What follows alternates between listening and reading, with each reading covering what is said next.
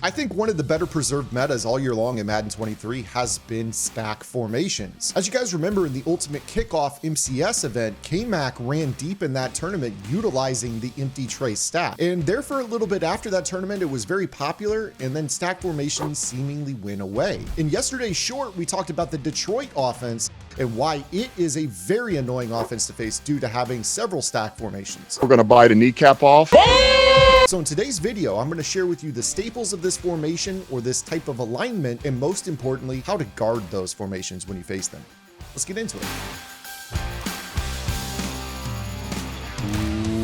What is up, guys? Zam from the Zam Madden YouTube channel. And I'm actually really excited about this one because Empty Trey Stack or double stack or any type of stack alignment has been something that a lot of players struggle with defending in Madden 23 all year long. Stack formations are great for a couple of reasons. You have the quick pass element of throwing the ball to the back receiver for a throw over the middle and possession catch yardage in a short yardage situation. You also have the ability to throw pull route streak corner combinations, but you can flip flop the route combo so it's either the front player on a streak and the back player on a corner, or the back player on a streak and the front player on a corner. You also start to deal with plays that have stock C routes, depending on what type of formation you're dealing with. And then your attention is kind of ignoring the other side of the formation, where in a lot of cases, your opponents can throw wide open corner routes to a trip side of a formation. And that's really what makes these formations so annoying, is most players simply don't know how to deal with the stack before they can even approach defending the other part of the formation. So in today's video, we are going to talk about a few of the common things that you'll see with these formations offensively and give you guys an amazing coverage adjustment that should handle this. And it's a concept that we've talked about before on the channel. So we are going to show you, obviously, the first thing that most players will like to do is throw the quick throw over the middle. This is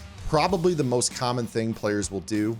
They will call a play that has an inside release to the back receiver. They'll run a vertical release off the line with the front receiver, and they'll just quick throw these and make a little possession catch or a rat catch up the seam. It's really good against zone because that streak in front of the little inside releasing route does a good job of kind of serving as a pull route. It can pull a cover 3 zone. You see right here in this situation, we kind of just throw this trailing route right in behind it. It's a good replacement route combo. You run off the coverage, then you have a guy insert in behind, and it's there for a quick pass.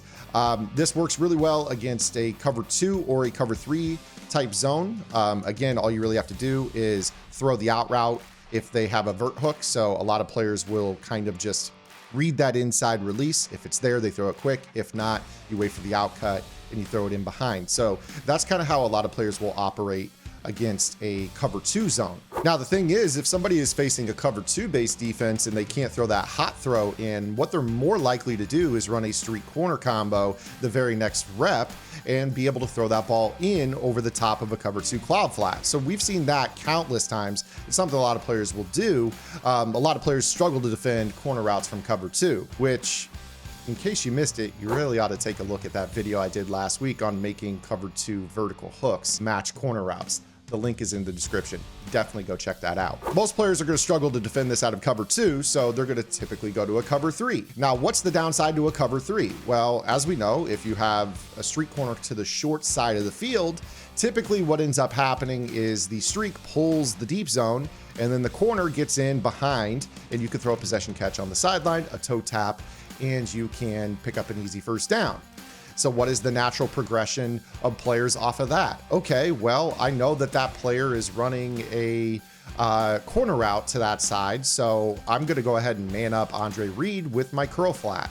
Well, if you're playing somebody savvy, all they're going to do is invert the route combo. So they're going to put the player that's manned up on the streak, and they're going to put T.Y. Hilton on the corner, or vice versa. And this is going to make it so it becomes very, very difficult. You're constantly guessing which player is on the streak and which one's on the corner. Now, the downside to this is most players would go to a progression of their coverage and say, okay, streak corner, I know what to do against that. I'm just going to call quarters. Well, that's great, except for there's a lot of issues with match against this particular concept as well. So, okay, well, if it's a streak corner combo, I'll just run match. That handles corner routes really well. And you'd be mostly right, but the problem is there are basically one play scores that screw up match coverage as well. And, you know, you get these busted coverages out of, say, the play fade out. I had both streaks down the right side. I had kind of a weird negotiation of the coverage on the left. And if your opponent's savvy, they can actually make some adjustments to this play and really confuse. I mean, look at right bumper wide open down the field, but really match coverage struggles in a lot of facets against this formation as well. So at the end of the day, everything we call is struggling, right? And players have been very, very frustrated with this. So you guys got a quick crash course on just using the stack formation to screw up match, cover 2, cover 3. Obviously, you guys know how to beat man at this point in the year. Let's get into how to stop stack alignments when you face them. So in order for this trick to work, we are going to use match coverage set to on, and we are going to do the old tried and true quote that I use for a lot of these busted coverages, which is called manning up the pole to guard the primary. Now, traditionally, players will just man up the route that's giving them problems. That's the easiest way to go about things. However, I already showed you that you're in a guessing game with a stack formation. One of those players is running a vertical route. The other player is running a route that breaks out to the sideline.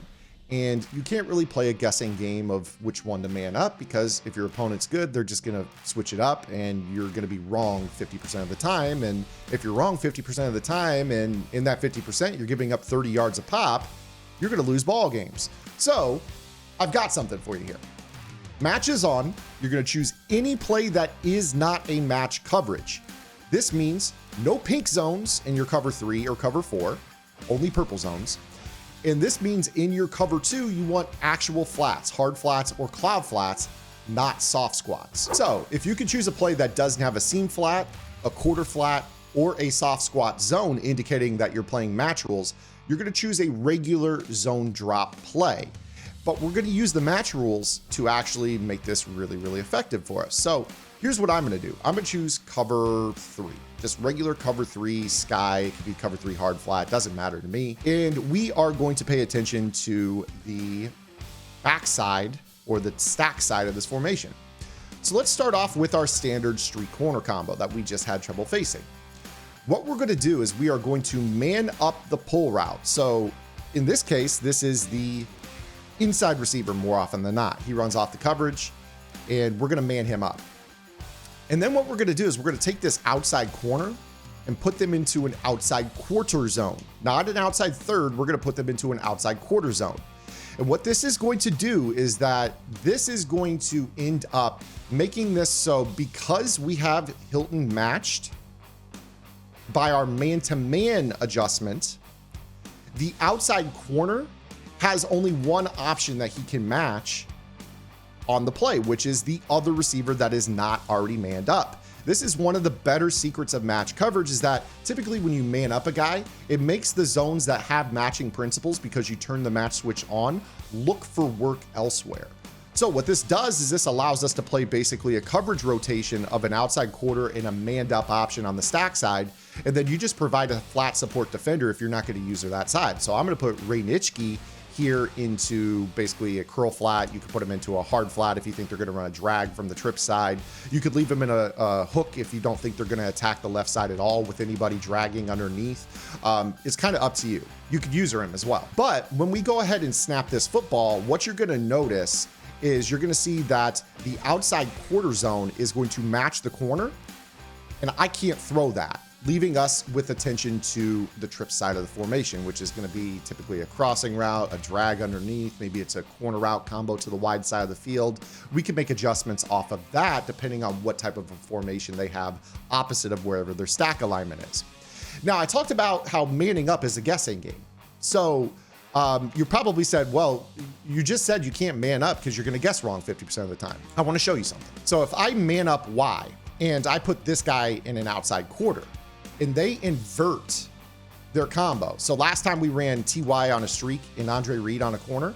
If we were to run Andre Reed on the streak and TY Hilton on the corner, inverting that route combo, that will be still fine because the corner route is already manned up. So this outside quarter will run deep with the other guy.